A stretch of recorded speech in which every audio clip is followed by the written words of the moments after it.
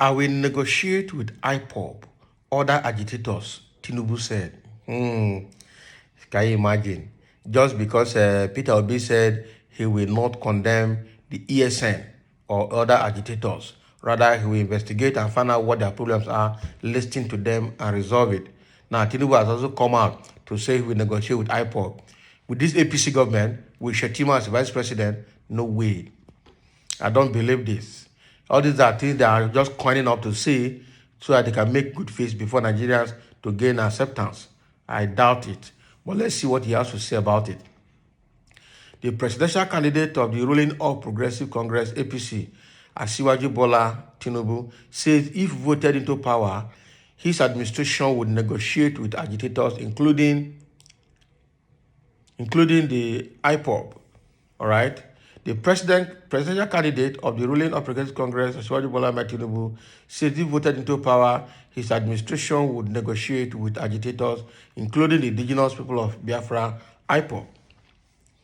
IP0B, an outlawed group, has been blamed for the restlessness in the southeast, where it declared weekly sit at home. Speaking in Abakaliki, Ebonyi State capital, during the APC presidential campaign in the state on Thursday, Tinubu said, "We want peace. We will talk to all the agitators. This thing is not done by conflict." He said he would continue the reformation of the transport system, especially the railway sector, embarked upon by the present administration. The former Lagos State governor said the reform will provide a railway from Calabar to southeast. He also promised to advance the education sector and electricity for betterment of Nigerians. Hey, APC, there's no dual carriageway from Ebonyi to Enugu. I am happy that I am part of you. Also, transportation is a must for economic resuscitation and progress. We will embark on a railway line even though they keep stealing the infrastructure, he said. Earlier, the host, Governor David Umahi, said the state and the southeast region had benefited from the President Muhammadu Buhari-led administration. So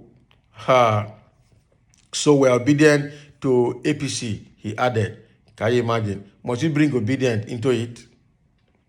Must we bring obedient into it? All right? So this is what Tinubu is saying.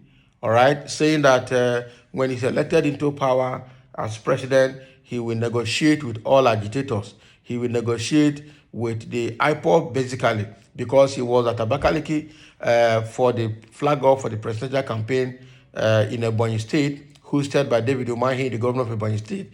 They started making all these promises during the rally. And this is what we have been hearing from APC and PDP over the years, and they never did anything. And we are tired of hearing the same rhetorics from them. We need a change. That is the truth. These two governments of PDP and APC have been tested over the years and have found that we cannot rely on them. We cannot believe them anymore. They really don't have anything to offer anybody. And so they should rather be retired. Forcefully, they should be sacked. All right? They should leave office. So if what has this current government done with IP0B? Because Tinubu said he will continue from wherever Buhari stops. And one of the things that Buhari has done that he's going to hand over to Tinubu if Tinubu wins is continued detention of Nnamdi Kanu and the continued harassment of the IP0B members, continued attack on ESN and the rest Igbo people. So he cannot come here to tell us again that when elected, he will negotiate with IP0B when his principal that is going to hand over to him, where he promised that he will continue from where he stopped, one of the jobs he's doing is continued annihilation of the Igbos. You understand?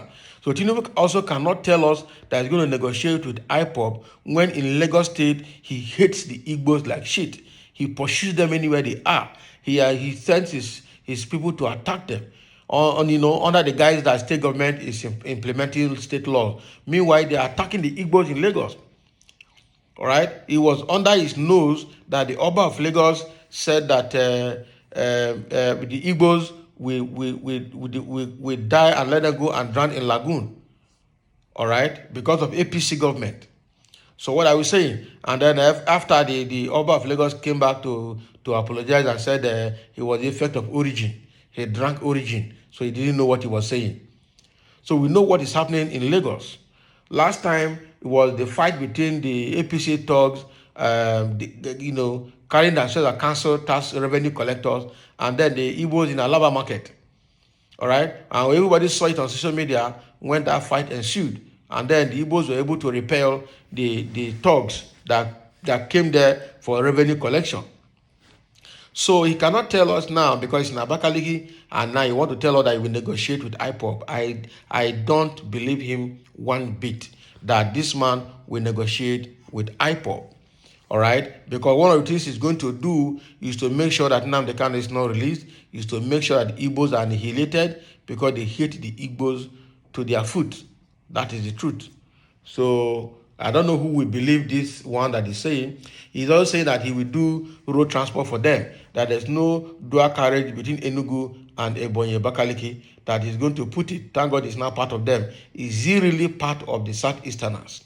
Let's be frank. Or is he just saying this to woo them to get him voted, and after which he will get back and then he will now continue the attack that is going on. The truth is that all their secrets have been known. There's nothing, they can't convince anybody anymore. So all this one that's saying is just for people to have a face before the people. We know that they will not do anything. There's no way somebody like Tinubu, I don't want to generalize the Yorubas because Padebanjos and Yoruba is doing a good job, but I would personalize it. There's no way people like Tinubu will become president and still want the good of the Igbos. He's even saying that he will do a railway linking Cross Rivers to Ebonyi, something like that, from south side to southeast. He do a railway. So is that the most important thing that the people need in that area to have a good life, quality life? All right, it's not. So I see all these promises that Tinubu is making as just making them just to have a face before the people. The people already know that APC is not a party to be voted for come 2023 election, right? So all these ones is saying, he's just saying them the same way that they said it when they were going to power. This government of Buhari said $1 will become $1 after they denied that they didn't say that. This same government of Buhari under Fashola said any government that does not restore power in 6 months is not responsible. All right, all of that have gone to the blues. It's under this government that we've also seen a very serious increase in vote buying.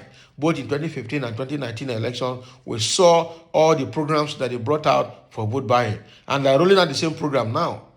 All right, now Lagos State is saying they're selling foodstuff at subsidized rate.